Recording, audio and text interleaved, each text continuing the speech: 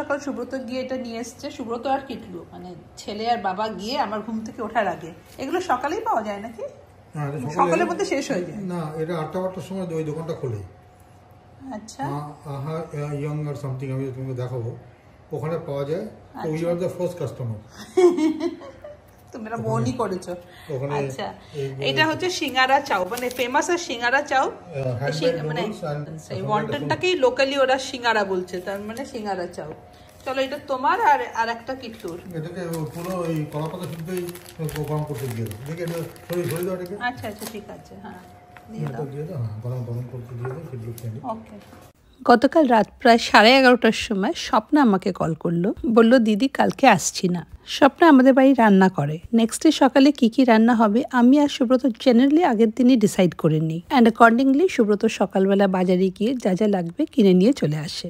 অত রাতে যখন স্বপ্না কল করলো, সুব্রত অলরেডি ঘুমিয়ে পড়েছিল। তাই আমি একটা ভয়েস মেসেজ করে দিলাম, কুক নট কামিং, সেরকম ভাবেই মেনুটা ঠিক করে রেখো।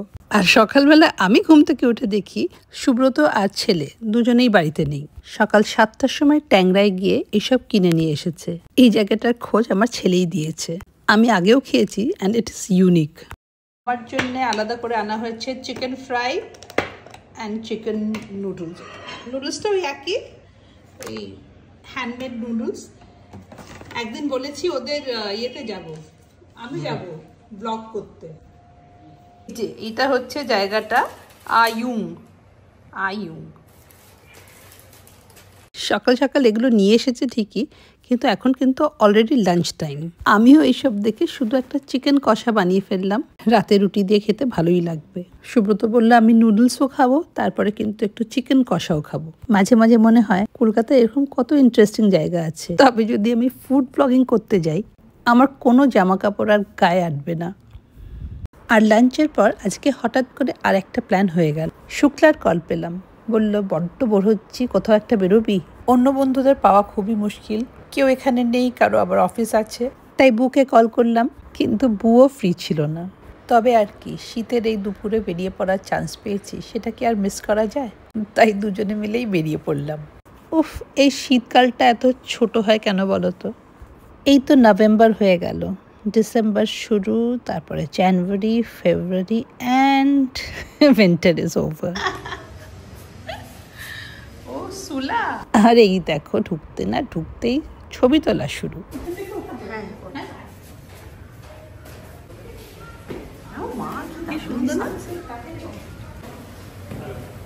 Hello,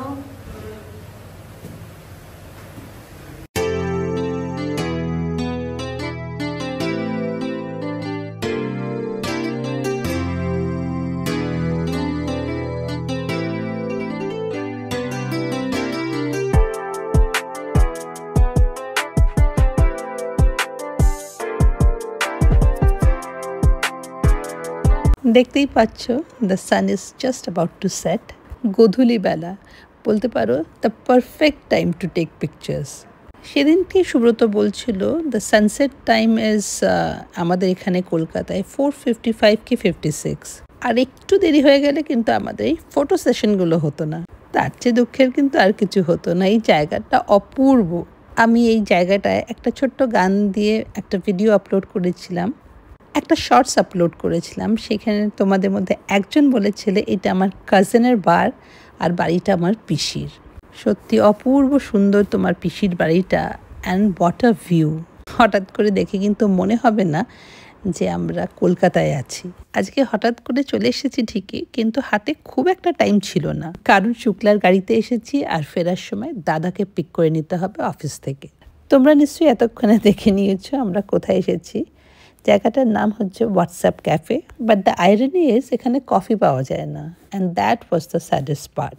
the early winter chill, the setting sun, the whole ambience was perfect to romance with my coffee mug. তবে কি আর করা যাবে, কফির বদলে নিতে হলো সুইট লাইম সোডা। ভাবা যায়। I am not a pizza lover, কিন্তু আজকে পাশের টেবিলের পিৎজাটা দেখে আমাদের আর মেনু কার্ড দেখতে হলো না। আমি শুধু চেক করে নিলাম পিৎজাটার মধ্যে পাইনঅ্যাপেল আছে কিনা। কফি আর অল্প আছে না? কফি নেই না। আমার ছেলে যখন ছোট ছিল তখন বাড়িতে উইকে অ্যাটলিস্ট একবার পিৎজা অর্ডার করা হতো। অর্ডার করার সময় সবাই নিজের নিজের পছন্দের টপিংগুলো চেক করে নিত। আমি শুধু দেখতাম পাইনঅ্যাপেল আছে কিনা। চিজ অ্যান্ড পাইনঅ্যাপেলের কম্বিনেশনটা আমার ভীষণ ভালো লাগে। আমার মতন তোমরা কারা পিৎজা অর্ডার করতে গিয়ে শুধু পাইনঅ্যাপেল চেক করো?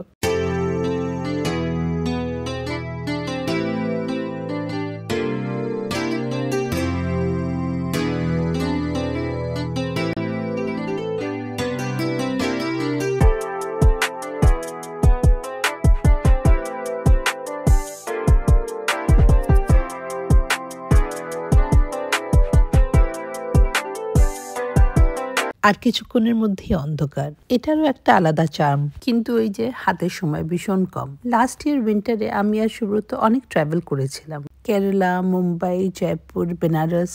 কিন্তু এই বছর যেটা ভাবিনি, আনএক্সপেক্টেডলি আমরা আটকে গেছি। হঠাৎ করেই আমাদের লাইফে মায়া এসে গেছে। পাড়ার স্ট্রিট ডগসদের দায়িত্ব আমরা সবসময় নিয়েছি। আমরা না থাকলেও তাদের দায়িত্ব মিঠু পুরোপুরিভাবে নিয়ে নেয়, তাই সেই ব্যাপারে আমাদের কোনো অসুবিধা হয় না।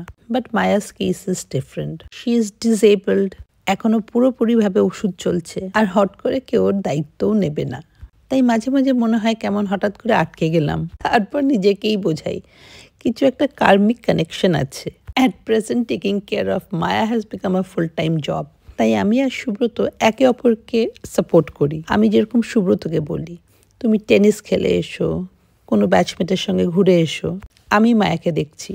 ঠিক সেরকম সুব্রত ভীষণ খুশি হয় যখন কিছুটা সময় বের করে আমি বন্ধুদের সঙ্গে ঘুরে আসি। Believe me, vlogging has also become very difficult for me.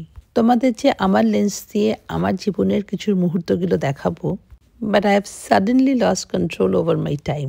আর সেই জন্যে এই স্টোলেন মোমেন্টসগুলো আমার জন্য খুব ইম্পর্ট্যান্ট। এবার তোমাদের বলি আমরা কোথায় ঢুকে পড়েছি। যখন আমরা হোয়াটসঅ্যাপ ক্যাফেতে ঢুকছিলাম, কর্নারের এই বিউটিফুল শপটা দেখেই মনে হচ্ছিল একবার ঢুকে ঘুরে আসি। তবে এখানে ঢুকলে আর আমাদের সানসেট দেখা হতো না। সেই পার্টিকুলার পিসটা দেখো কি সুন্দর। যাই হোক, যা বলছিলাম, ফেরার সময় আমি আর কিছু বলিনি শুক্লাকে। দাদার অলরেডি কল এসে গেছে, হি ইজ ওয়েটিং। কিন্তু শুক্লা ওয়াজ মোর ইন্টারেস্টেড দ্যান মি। বললো চল চল আগেই দোকানটা দেখে আসি। আর সেই যে ঢুকলো, সব কিছু ঘুরে ঘুরে দেখতে আরম্ভ করলো। আমিও বললাম, কি রে, সুন্দর সুন্দর জিনিসগুলো দেখে দাদাকেই ভুলে গেলি? এখানে প্রত্যেকটা জিনিসই খুব ইন্টারেস্টিং ছিল। ওখান থেকে শুক্লাকে আমি একটা নেক পিস কিনে দিলাম। শুক্লাকে তো সবসময় দেখেছো কিছু না কিছু সবার জন্য ব্যাগ থেকে বের করতে থাকে। আমি আবার এরকম হুটহাট করে কোনো জিনিস দিতে পারি না, তাই আমি শুক্লাকে বললাম তুই চুজ কর অ্যান্ড লেট মি পে। আর ও এই বিউটিফুল নেক পিসটা চুজ করলো। আমি ওকে শুধু নেক পিসটাই দিয়েছিলাম, তার সঙ্গে matching earrings and finger ring ও নিজেই কিনেছে। Just see this beautiful neck piece. ও না কিনলে আমি ডেফিনেটলি কিনতাম। বাহ, ভেরি নাইস, খুব সুন্দর।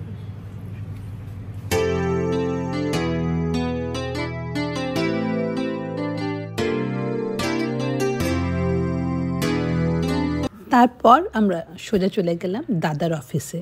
আমি ভেবেছিলাম দাদাকে হয়তো আমরা অফিসের নিচে থেকেই পিক করে নেব, কিন্তু শুক্লা বলল চল একবার উপরে যাই, অফিসটা ঘুরে আসি। দাদা gave us a very warm welcome. আমার মনে হয় অ্যাজ এ কাপল দাদা আর শুক্লা একদম পারফেক্ট। দুজনেই কিন্তু extremely extrovert, unlike me and Subrata. Subrata is not introvert, but he is a very private person. কিন্তু আমি ইন্ট্রোভার্ট, দেখলে হয়তো বুঝতে পারবে না, বাট আই অ্যাম। একটা বেশ অদ্ভুত ব্যাপার, আমার ড্রেসিং স্টাইলটা সবসময় ছিল bohemian. Long shirt, midis. I was comfortable with everything. বাইরে থেকে দেখে হয়তো মনে হতো আমার ভেতরটাও বহিমিয়ান, তবে ভেতরটা ছিল ঠিক উল্টোটা। But I was always opinionated. ঘরে বাইরে সব কিছুর মধ্যে I always had a voice. But ওই যে fear of the outer world, comfort zone থেকে কিন্তু আজও আমি বেরোতে পারিনি। সেই জন্যই হয়তো I have chosen this media. আমি যা যা অপরচুনিটিস লাইফে পেয়েছি অন্য কেউ হয়তো লুফে নিত, কিন্তু আমার ভেতরের ভয় আমাকে কিছু করতে দেয়নি। তোমাদের মধ্যে অনেকে হয়তো বুঝবেই না আমি কি বলছি, আবার অনেকে বুঝবে এক্স্যাক্টলি কি বলছি। Blogging is my first desperate attempt to come out of my comfort zone. যাই হোক, দাদার সঙ্গে কিন্তু ঘুরে ঘুরে পুরো অফিসটা দেখলাম। পুরো ইঞ্জিনিয়ারিং ডিপার্টমেন্টটা দাদা আমাদের ঘুরে ঘুরে দেখালো, সবার সাথে পরিচয় করালো। তারপর বেরিয়েই প্রথম আবদার চা খাওয়াতে হবে। দাদা নিয়ে এলো সেন্ট জেভিয়ার্সের উল্টো দিকের গলিতে অরুণ চায়ওয়ালা। তার সঙ্গে খুবই ইন্টারেস্টিং একটা স্টোরি শেয়ার করলো। এই চায়ের দোকানটা যার, তার 3টে ছেলে। এটা অরিজিনাল দোকান বাবার, and he is the richest. একেবারে ইলিটারেট, আনপাড়। তারপর 2 ছেলে বাবার ফুটস্টেপস ফলো করে চায়ের দোকান দিল, আর ওদের অবস্থাও খুবই ভালো। আর ছোট ছেলেটা সিএ পাশ করলো, ওর অবস্থাই সব থেকে খারাপ। ছোটবেলা থেকে বাচ্চাদের যা আমরা শিখিয়ে আসছি, ওই যে পড়াশোনা করে যে গাড়ি ঘোড়া চড়ে সেটা কিন্তু একেবারেই খাটছে না এখানে। দারুণ একটা চা খেলাম। লোকজন দাঁড়িয়ে দাঁড়িয়ে যা খাচ্ছে তো খাচ্ছে, চোখের সামনে দেখলাম প্যাকেটের পর প্যাকেট ডেলিভারি হচ্ছে। টেকনোলজি কোথায় নিয়ে এসছে আমাদের। আমাদের প্রিয় চায়ের দোকানে চা খেতেও এখন আর ঘর থেকে বেরোতে হবে না। বাড়ি ফিরলাম, তারপর দেখছি এই দৃশ্য। পুরো আনবক্সিং করলি, এখনো বের করিনি জিনিসটা, মানে ফুটো করে দিয়েছে। জিনিসটা ভেতরে কি আছে বেরোবে। এ মা, আমার মাসাবার প্রোডাক্ট আছে, সেটাকে কেমন বের করছে দেখো। মানে কি দাদি, এটা আমার খুলতে অসুবিধা হয়। বাবা তুই কি করে এটাকে খুললি বাবা, পুরো বন্ধ ছিল। হ্যাঁ সোনা, দেখি জিনিসটা কোথায়। এই যে আসল জিনিসটা এখানে বেরিয়ে গেছে। বাহ, কি দাঁত, এটা পুরো আটকানো ছিল, একদম নতুন। চাই বলো, মাতিয়ে রেখেছে কিন্তু। কিরকম করে বের করেছে। এই হ্যাঁ, এই দেখো মাসাবার আইলাইনারটা। আমি অর্ডার করেছিলাম, 2টো জিনিস এসে গেছিল, একটা জিনিস আজকে এসেছে। এই নামিস না। চলো, ব্লগটা তাহলে এখানেই শেষ করছি। তোমাদের সঙ্গে দেখা হবে আবার একটা নতুন ব্লগে। Till then, bye bye and take care.